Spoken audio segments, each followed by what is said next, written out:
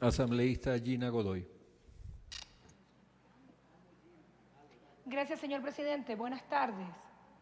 Realmente son 10 minutos para el debate y lo que he escuchado en esta intervención son 10 minutos de titulares de la prensa.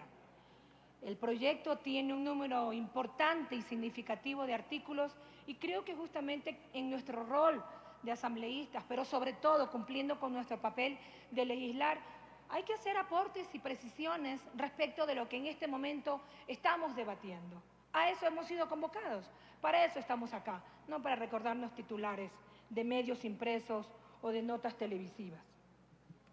Y respecto de este llamado que se nos ha hecho a los integrantes de la Mesa de Justicia para que devolvamos los ingresos que hemos tenido durante los 8 meses que hemos debatido el Código Penal.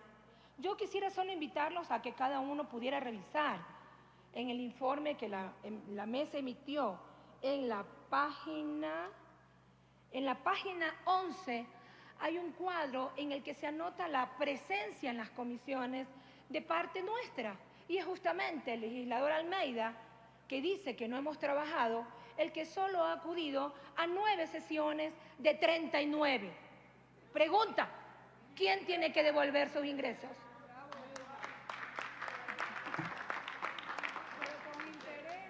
Y como yo sí quiero resaltar el trabajo que ha hecho la comisión, no porque sea de sacrificio, simplemente cumplir con la responsabilidad que tenemos, sí quiero remitirme a este primer libro que hoy tenemos que debatir.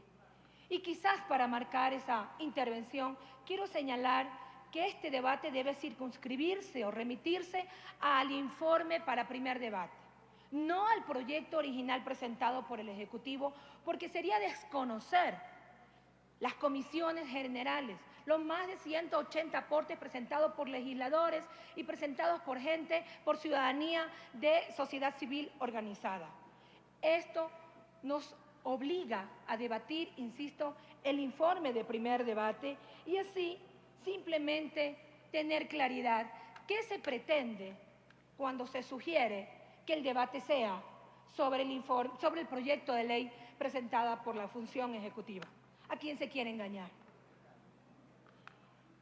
Y para también dar una respuesta a la pregunta que se ha planteado en este pleno a propósito de un proyecto de ley que no ha sido debatido, se dice, creo que es importante recordar o preguntar a quien estuvo en ese momento como presidenta de la comisión.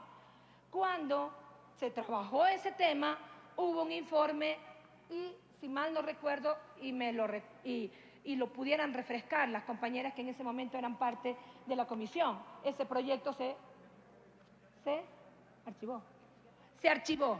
Así que creo que también el discurso de decir que hay un proyecto que fue presentado y que no ha sido debatido se queda sin piso porque la misma Mesa de Justicia, presidida por María Paula Romo, resolvió sugerir el archivo del proyecto. Con esta aclaración quiero señalar que nuestra discusión ha girado en torno también, si bien a señalar, además de nuevos tipos penales, el rol y la visibilización que la víctima debe de tener en este Código Penal, sugiriendo sobre todo procesos no revictimizantes. Conocemos, no porque me han contado, porque me han leído, no, porque yo he hablado con las víctimas, que terminan abandonando el proceso justamente porque el camino que le toca recorrer es permanentemente de exposición, de culpabilización y por tanto de revictimización. Eso rescata esta propuesta de reforma penal y sin duda allí estaríamos cumpliendo con una deuda que durante un centenar de años no ha sido atendida y no ha sido tratada por muchos legisladores que se dice han sido responsables en otros periodos. En este sentido, el proyecto penal establece clara y expresamente los derechos de las víctimas, sobre todo el derecho a la reparación integral, que adquiere el carácter de requisito para que una sentencia sea emitida. Es decir, en toda sentencia deben quedar establecidos los mecanismos de reparación a las víctimas, evitando que sus derechos sean letra muerta.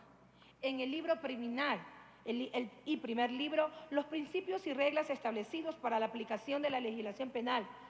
Las víctimas tienen un papel protagónico, así en el artículo 47, que contiene las 7 condiciones por las cuales las sanciones pueden ser menos rigurosas entre las previstas para cada infracción.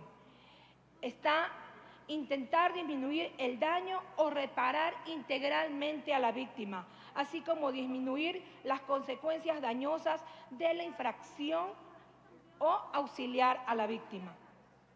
En el artículo 48, en cambio, están las circunstancias por las cuales las sanciones deben ser más rigurosas, de las cuales 5 se refieren directamente a la situación de vulnerabilidad de la víctima, como por ejemplo, cometer el delito con violencia, aumentar las consecuencias dañosas o aprovecharse de las condiciones de indefensión de la víctima, entre otras. En el artículo 49, además constan 11 circunstancias agravantes específicas para infracciones contra la integridad sexual, como por ejemplo, si la víctima es mayor de 65 o menor de 18 años.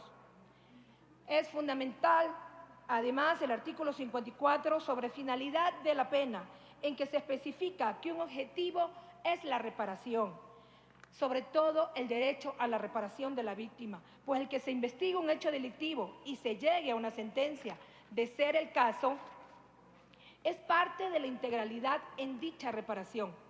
Tanto así que los artículos 75 y 76 establecen las condiciones para la reparación integral, definiéndola como la solución que objetiva y simbólicamente restituyan en la medida de lo posible al estado anterior a la comisión del hecho y satisfaga a la víctima, cesando los efectos de las violaciones perpetradas.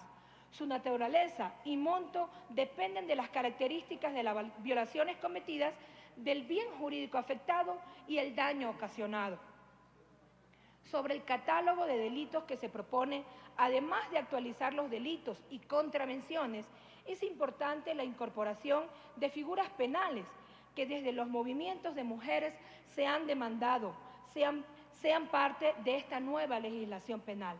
Así tenemos, por ejemplo, la figura del femicidio, es decir, la forma más extrema de violencia contra las mujeres que se ha invisibilizado bajo denominaciones comunes como delitos pasionales. Para graficar mejor, debo indicar que si bien es cierto, las mujeres son víctimas de asesinato en menor escala que los hombres, las mujeres mueren en el interior de sus casas, asesinadas por las manos del hombre que ama o que amó, a diferencia de los varones que son asesinados en la calle, en el libre tránsito.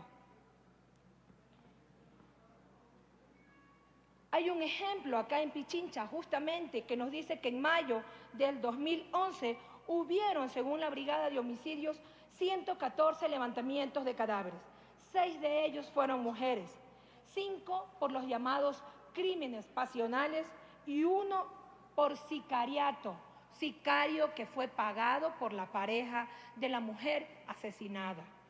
Debemos ser conscientes que la seguridad ciudadana empieza en casa, que una persona que crece en una familia con violencia aprende y naturaliza también la violencia, como una forma de relacionarse en todos los ámbitos, públicos y privados.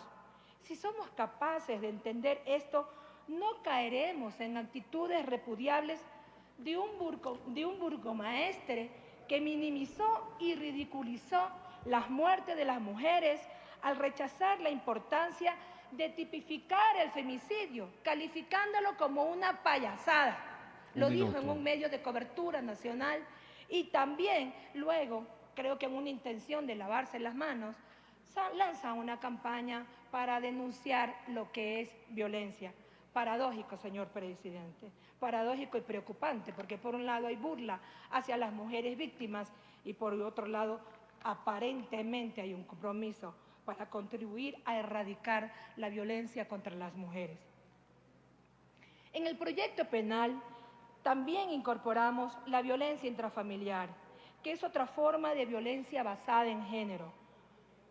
La Constitución de la República vigente establece en el artículo 81 que la ley desarrollará procedimientos especiales y expeditos para el juzgamiento y sanción de los delitos de violencia intrafamiliar. Concluyó su tiempo, asambleísta.